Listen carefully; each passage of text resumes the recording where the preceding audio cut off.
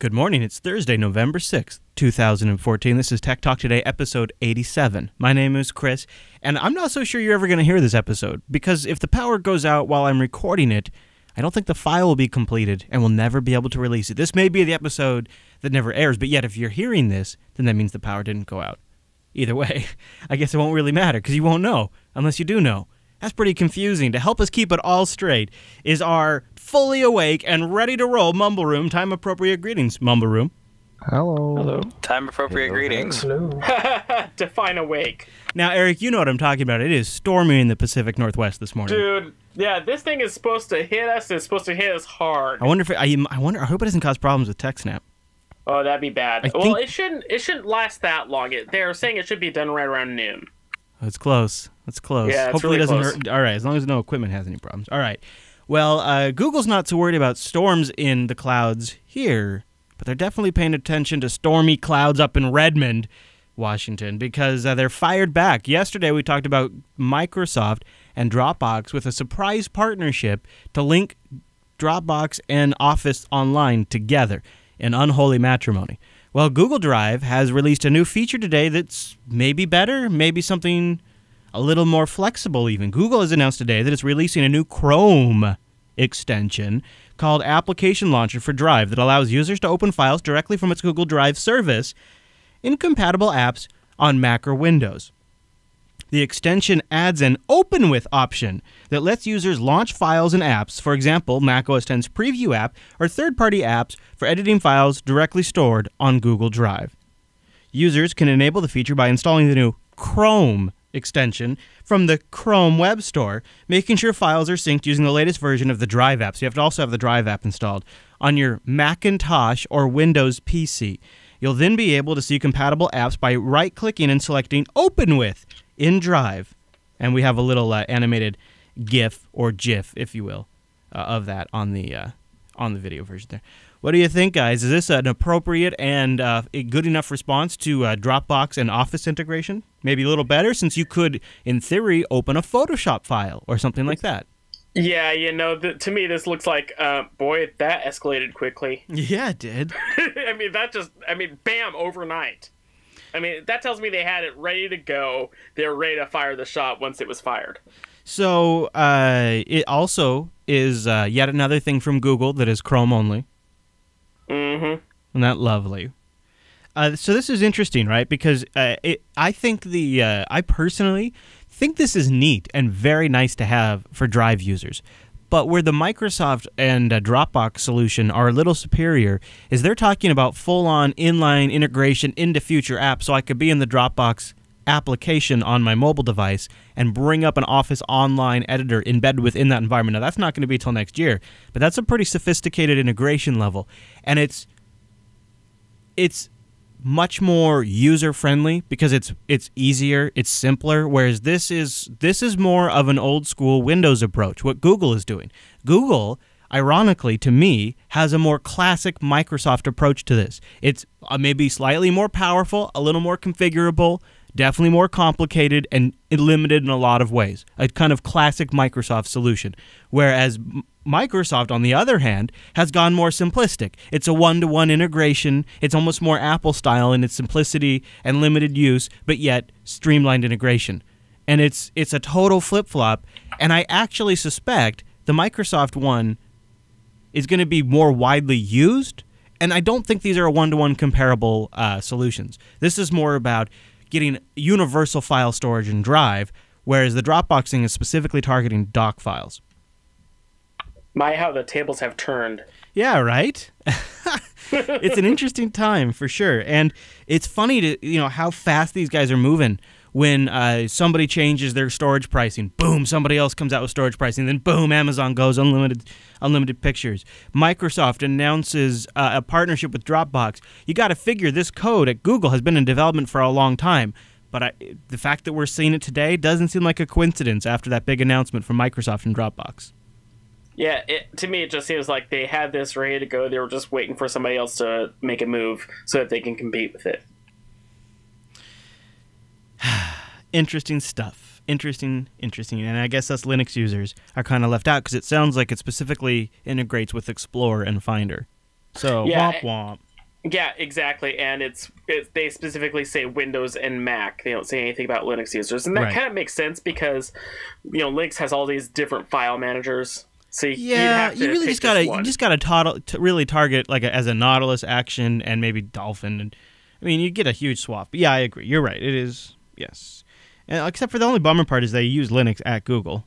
So yeah, I don't know, that it bums me out when I see Linux users not developing for Linux. Right, exactly. Especially people that benefit so handsomely from it. Let's talk about something that maybe we'll have a little more discussion in TechSnap, depending on how much data has been released by this afternoon. It's starting to hit the press, the tech quote-unquote press today, and depending on the outlet, it's either the future of absolutely devastating malware for iOS and Macintoshes that'll bring it to its knees, or it is an interesting science experiment. The headlines span the whole range. It's fascinating, though, and it's already got a good name. It's called WireLurker. How do you like that, guys? WireLurker, all one word, capital W, capital L. It's WireLurker malware. That's good. I want that. And here's the great part. It's specifically targeting iOS devices and Macs. And you think about how one of the things we talk about a lot of times is Apple can deploy a great out-of-the-box experience because they're only supporting a dozen different types of pieces of hardware. They really have a very limited scope. But what does that also mean? That also means that there is probably only one or two types of USB controllers you need to target, only one or two types of firmware versions that are out there. The amount of things as an attacker that you have to go after are much more defined and much, in a sense, easier. So I have a sense that's where WireLurker is getting some of its advantages. Researchers from a Palo Alto network, so it is arguably still in the research phase, but like I said, depending on where you read, it's a big deal. They've published a research paper on WireLurker, a malware that is actually in the wild, affecting both macOS and iOS systems over the past 6 months. Researchers say WireLurker, which has been targeting users in China, heralds a new era of malware attacking Apple's desktops and mobile platforms together. WireLurker malware is the biggest in scale in the Trojanized malware family they've ever seen target these platforms. Now, so far, it appears that everybody that's getting this malware, WireLurker, is using a China-only third-party app store called Maiyadi or something like that. It's a really, Maiyadi. So I'm not so sure on the pronunciation, but they're using a third-party app store. Probably not a good idea. Obviously not very Apple-sanctioned. And it's interesting. It's using the USB ports on Macs, I believe. When you plug in an iOS device to this Mac USB port, it then infects the iOS device. And it's able to do things like install malicious third-party applications, even without a jailbreak, monitor you to a certain amount, collect information like contacts and iMessages, request update so it can update itself from the attacker's servers. And they say it seems to be under current and active development with new versions of it being discovered in the wild all the time. They're not sure what the ultimate goal is. Wow. I have a couple of thoughts. First of all, you almost said WireLurker once. WireLurker. It's hard to say together. WireLurker. Okay. And the second part is the name sounds like a great IRC troll. Yeah, right. Oh, jeez. Don't give him any ideas. Yeah, it's definitely. I should give him my ideas. It's definitely a 2 cups of coffee kind of name, and I'm not even one in all the way yet. So that'll wake you up. I can't wait to. I hope Alan talks about it. I'll have to put it in the roundup if nothing else, just to get him to say it. Oh, I know. But on the other hand, I find it interesting that we're starting to see more and more malware targeting Apple devices when Apple's always had that mantra of being and not needing antivirus, not needing anti-malware, and now it's needed. I would say, to be fair though, if you stay in the sandbox, and I don't mean literally like an application sandbox, I mean Apple's like playground sandbox. Right. Then this wouldn't have happened, right? They installed a third-party Chinese app store that got, I think actually I had the number on here. Looks like it's been downloaded 356,000 times. They say they've been used in 467 OS X apps in that app store. So 467 apps in that app store were infected with this malware, this WireLurker malware. But if you used the Apple App Store, this wouldn't have happened. Now, obviously, What is that? Ironically, even though we're talking about a desktop platform, kind of reminds me of Android a little bit. Like, you're usually safe on Android on the Play Store unless you sideload, right, or something like that. It kind of reminds me of, I think what we are witnessing right now is these companies' first iterations of security by isolation and sandboxing and protecting you with a fence. That only is getting us so far. And now they've got to take it to the next level, but they have to do it in a way that doesn't sort of tie users down and prevent them from really having control over their own devices. I don't know how they're going to do it. Well, basically, if people are just smart and, like, for instance, Android, stay at the Play Store or at the Amazon store, depending on what your device is. Also, if Apple iOS devices would just stay in the App Store, you're gonna be better. You're gonna be better off. Yeah. And I wonder too, as so a lot of the iPhones in China up until recently have kind of been quote unquote unlegitimate. Like, they're not like buying them from carriers and things like that. They're usually buying them from another country and bringing them in. You mean like a lot of those Chinese knockoffs? Well, no, I mean like a lot of iPhones. It's only been really in the last year. Yeah. Where you can really get them sort of in a quote unquote sanctioned way. I'm not trying to make that sound more than it is, but so it also I would imagine a lot of these things are shipping with third party stores. A lot of these Macs are probably getting, they're being sold probably not from Apple stores. They're probably being sold directly to consumers with these third party stores already installed on them. So consumers are probably not even really aware of what's going on. I think we used to call that in the Apple world gray market. And not to show my age, but I spent a lot of time removing viruses from Macs prior to OS X. Yeah, back when people used to target Macs because they cared. Yeah, interesting. Well, so WireLurker, we'll see if we start to hear more about it. Right now it seems to be contained in China. So hide your Macs, hide your iPhones. Hide your kids, hide your wife. Head over to patreon.com/today and support the whole dang Jupiter Broadcasting Network. Patreon.com/today is where we're crowdsourcing funding and future expansion of the network. One of the things we're working on tomorrow. And I'm sorry to be so secretive about it, but I gots to. I've learned a lesson. I gots to. But you can, if you like any of our shows, and you want to make sure we stick into it, we're sticking around for the long haul, that we have a little runway to experiment with things, have a little fun from time to time, then you can help us by going over to patreon.com/today. 405 of you have done that. Ange and I went out to breakfast. We sat down, and we did talk about restructuring some of the milestones. We don't really love our ideas yet, so we're still working them out, but pretty soon we'll have restructured milestones coming to the Patreon page as well. Okay, so this next story is kind of interesting. A former NSA lawyer is sort of insinuating that if Apple and Google go the way of encryption, then they may go the way of BlackBerry. This is, you take it for what it is, that Stuart Baker said on Tuesday, speaking at the Web Summit in Dublin. Baker claimed that moves by Google and Apple and others to encrypt user data was more hostile to Western intelligence gathering than to surveillance by China or Russia.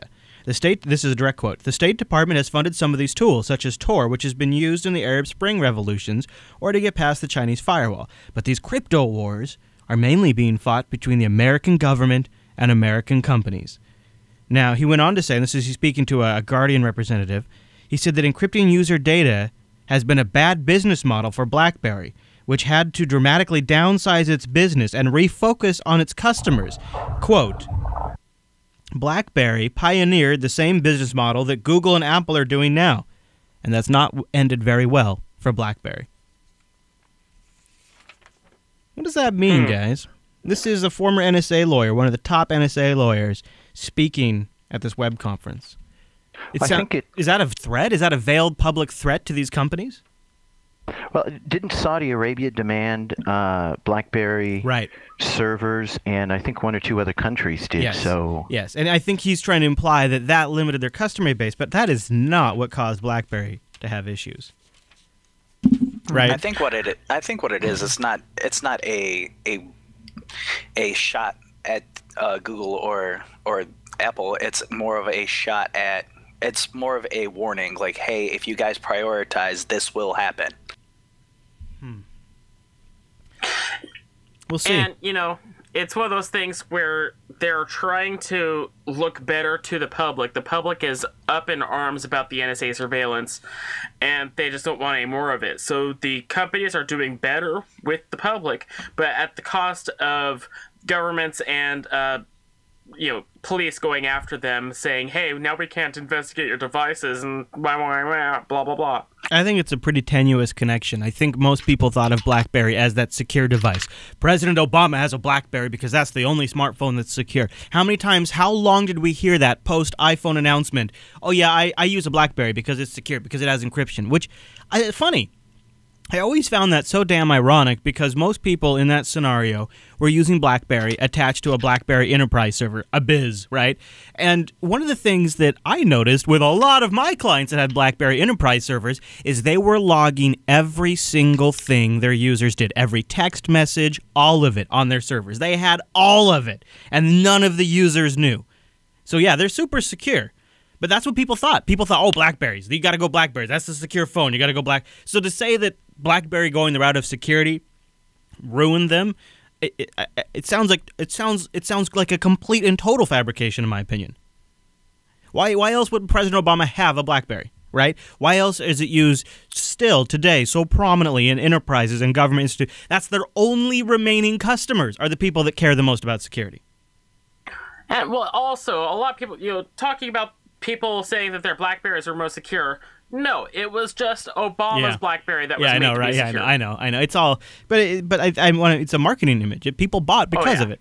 Speaking of marketing, this is so you all know about OnePlus. The numbers are fascinating here. So they've sold 500,000 OnePlus units using their extremely limited invite system. That's not bad. 500,000 is not bad. It's for something new, it's not bad. So they said, yes, 500,000. They're still hoping that maybe to get to 1 million units by the end of the year, but they say it's going to be a stretch. Here's something, though, that I found unbelievable. It's incredible, if you ask me. This is according to an interview at Forbes, that the entire OnePlus marketing budget was $300. And the only thing they did with that $300 is experiment with Facebook ads. They have sold 500,000, and we all have heard of the OnePlus with a $300 marketing budget. So what you're telling me is that they have made an enormous amount of profit off of their campaign, which has been mostly word of mouth. Actually, ironically, and this is why I think this is a horrible idea, this is why this company's never going to work, and why they won't be around for the long haul. They're making single-figure dollar amounts off each phone. They are not making hardly anything. They say they don't have plans to make profit off the phone sales. They're hoping to maybe have some services around it in the future. So they don't even have a strategy to profit, and they don't make any money off the phones. Oh, that's interesting. Yeah. Because most people get into it for the profit. That means these guys are trying to sell services all over Amazon. Well, yeah, right? Or, and the thing is if I was going to be, honestly, CyanogenMod, I think, is one of the best versions of Android, bar none. It is such a great experience, and the fact that this thing ships with it is a ginormous feature. It's a shame it's so big. I think 4.7 is my max screen size. That's just my preference. Chase has the OnePlus. He loves the screen size. He wouldn't want it any smaller, so it's different folks. But, it's GSM, not good for me, but I know a lot of people like that. And it's a little too big. But if they had a phone that was around 4.7 inches, CDMA, with cyanogen, and it tied into... If they came out with a service that was sort of like Spider Oak for your phone, where you had really some genuine trust, like it was client-side encryption, which I realize would be a lot of processor load on a small phone, but do it when it's plugged in. Like if they came out with some compelling services like that, and some like secure tracking and remote disabling of my phone kind of stuff I didn't have to be tied to Google, I'd be all down with that. I think that'd be a really compelling offer. Then I would pay for that. I would pay maybe a monthly fee even if it was like $7 or something, $10. Oh yeah, to be a total slam dunk. Yeah. So we'll see what they do. But it's not a good sign in my book if they don't yet really have that dialed in. All right. So last but not least, a lot of Office talk. I'm sorry about that. But you know what? That's the news is the news. And I think this is a really big deal. And I want to talk about it with you guys. Microsoft has sort of made a huge change in their strategy. and they're making the entire Office suite free on Android and iOS and probably Windows Mobile when they get around to it. So this is not like a watered-down version either. These are full versions of Word and Excel that they used to charge money for. They're now going to give them away for absolutely free. And you don't have to have an Office 365 subscription. It's completely unlimited. And their hope is to, get people using them on mobile and then get them to buy the expensive version on the desktop. But you got to believe that this is going to eventually bleed into the desktop version too. Oh, easily. I just want to see if I can crystallize a lot of our audience's feelings when it comes to this. I think Admiral Akbar said it best. It's a trap. Well, so is this now... so LibreOffice has had the advantage of being free. Google Docs also has that advantage. I think, is this, though, more of a response to Google Docs? I don't. I feel like Microsoft didn't feel the pressure from OpenOffice and LibreOffice, but they're feeling the pressure from Google Docs. And I think that's what this is a response to. Absolutely. It's got to be, because it's really an online Office suite anymore. Now, what does this mean, though, for the free and open versions of Office out there, like LibreOffice? Is this a huge setback for them? I don't think it's a setback. I think it's, different strokes for different folks in that case, but this definitely gives people that other edge. Like, if they have to work with those document formats, they now have a native version to work with it. All right, but real talk. All right, Lion, I'm going to ask you a question, then Tech Dog, I want to ask you the same question.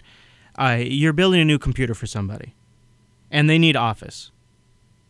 And let's say Microsoft Office next year for the desktop becomes free because this has been such a smash success. They say they already have something like, what do they say, 7 million installs on iOS. Yeah, 7 million iOS users.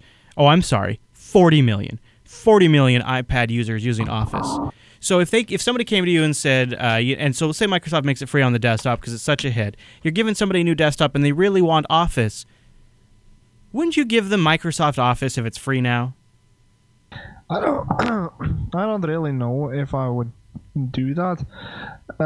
It is it's kind of tempting, at least because a lot of people already know that. But just you're not going to have to worry about compatibility issues. It's going to be the same Office everybody else has, so they're going to be able to get help for it. Yeah, but at least for me, the principle is still that Libre is free as in freedom. Right. Okay. That's a compelling argument, at least for me. For other people, they might not care. And yes, I would. If they don't care, I would actually install Microsoft Office for them if that was free of charge. Tech Dog, what about you? If you're building a rig for somebody, or maybe yourself even, and let's say you need straight up Office compatibility, what do you do now? I would go with OpenOffice just to save them from the ribbons. If it were a commercial installation and the user was already used to ribbons, I might go Office because nobody ever got fired for installing Microsoft. Right. Yeah, well, good point on the ribbons. See, and I think my general inclination would be essentially LibreOffice is sort of, in my opinion, the snapshot of when a straight up just document editor was great. And it's not like an upsell ramp where I feel like these free products, even if in 2014 and 2015 they're straight up full-fledged products, eventually they'll have to develop into on-ramps into upsell. They'll have to do that.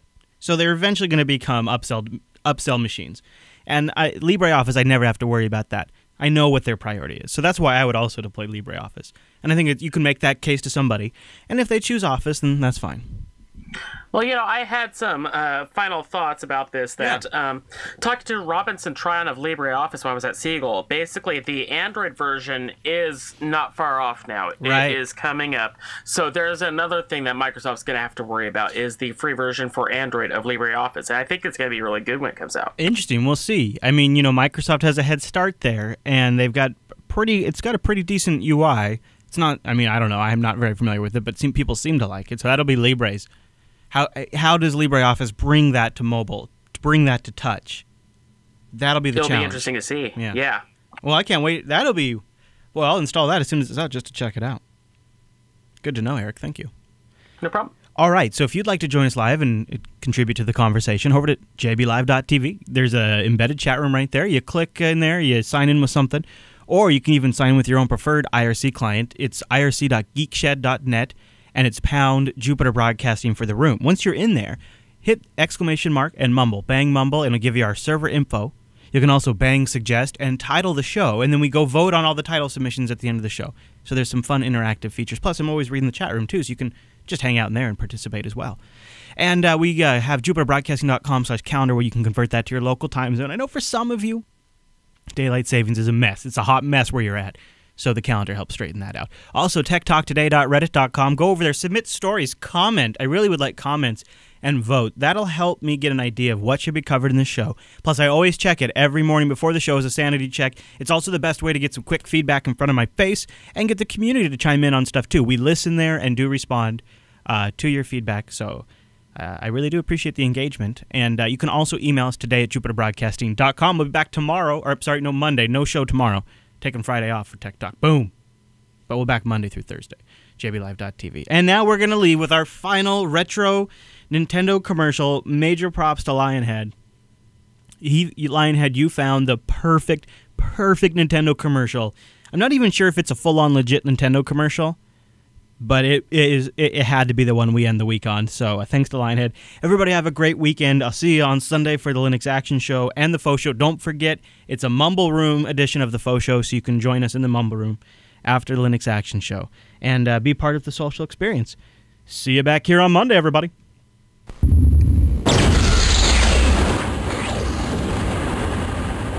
Enter the unique world of virtual gameplay with Nintendo Virtual Boy. The first three-dimensional stereo immersive 32-bit video game system ever. Virtual Boy is so advanced it can't be viewed on conventional TV or LCD screens. Virtual Boy comes with the Mario's Tennis Game Pack, featuring a three-dimensional court with depth that only Virtual Boy can deliver. Play singles or doubles in either one or two-player mode. Nintendo Virtual Boy, a 3D game for a 3D